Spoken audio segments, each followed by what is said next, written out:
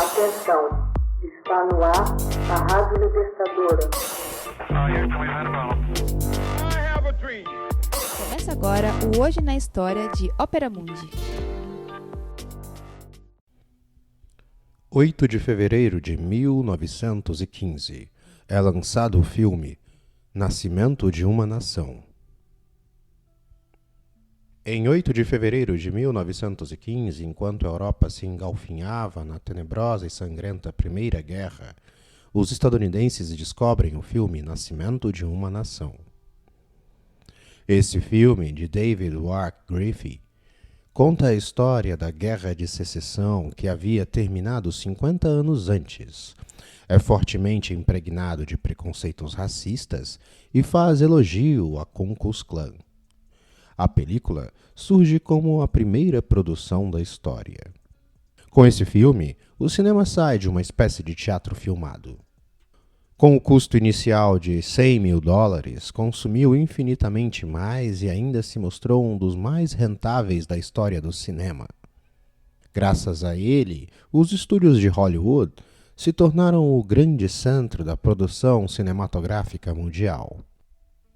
Griffith é um dos grandes pioneiros do cinema e considerado o criador da linguagem cinematográfica como hoje conhecemos, devido à instauração de elementos como a montagem, a profundidade de campo, a combinação de cenários naturais com os elementos do set, a montagem simultânea, que se converteria num selo de identidade de seu estilo desde que a utilizara em The Long Villa em 1909, tem sua origem em The Great Train Robbery, dirigido por Edwin Porter.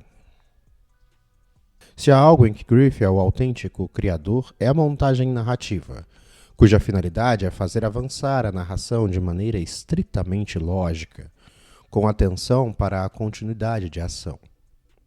Desde seu primeiro curta-metragem como diretor, Griffith construiu estruturas rítmicas e expressivas profundamente pessoais que iriam se modificando ao longo de seus mais de 500 filmes para alcançar o auge em 1915 com O Nascimento de uma Nação. Com mais de 3 horas de duração, a película é uma obra capital e representa um paradigma do épico no cinema. Sua influência foi determinante. A fusão entre a poética e o realismo seria chave no estilo do diretor John Ford, que estrearia no cinema 2 anos depois. Sua ideia de montagem influenciaria cineastas soviéticos como Eisenstein, a partir dos anos 20, revolucionando assim o conceito de edição cinematográfica com as vistas postas nos achados de Griffith. O Nascimento de uma Nação se divide em 3 grandes blocos de similar construção. A primeira parte expõe a história de 2 famílias, os Cameron, secessionistas, e os Stoneman, unionistas. Nos meses prévios à eclosão à Guerra Civil. O segmento central mostra a barbárie do conflito e o terceiro bloco, o mais extenso, incide na humilhação do Sul e no triunfo da Ku Klux Klan. As características da montagem alternada se repetem nas 3 partes, constituindo a base sobre a qual o filme se sustenta. Até 4 ações simultâneas se desenrolam sem nenhuma prevalecência sobre a outra, chegando a seu máximo nível no apoteótico final em que Griffith assenta definitivamente sua ideia de cinema como espetáculo emotivo. Foi a constatação definitiva da plena maturidade de um estilo que tem o gosto pelo detalhe. Outra de suas características básicas são os constantes planos curtos com o fim de ressaltar emoções, não somente no que respeita ao rosto dos atores, mas também em partes de seu corpo, valendo-se da utilização do tempo e do espaço.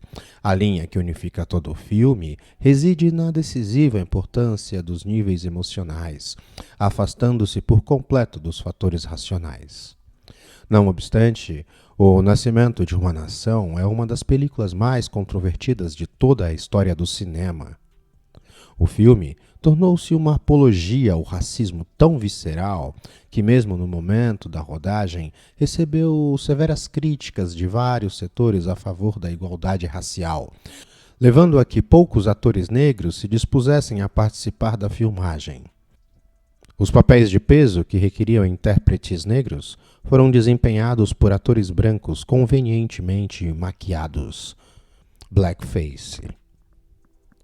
O fato de que Griffith era filho de um soldado confederado pode, em parte, explicar o caráter da produção e sua apaixonada defesa dos métodos da Ku Klux Klan, organização criada após o fim da Guerra de Secessão por veteranos sulistas. A exemplo do que aconteceu com documentários alemães durante o período nazista, o fator cinematográfico acaba impondo-se aos perigosos aspectos ideológicos. Neste caso, não se deve entender o filme como um panfleto racista, e sim como a construção de um modelo cinematográfico que marcou um momento crucial no transcurso da sétima arte. Hoje na história. Texto original, Max Altman. Narração e adaptação, José Igor. Você já fez uma assinatura solidária de Opera Mundi? Fortaleça a imprensa independente. Acesse www.operamundi.com.br/apoio. São muitas opções. Você também pode fazer um Pix usando a chave apoie@operamundi.com.br. Obrigada!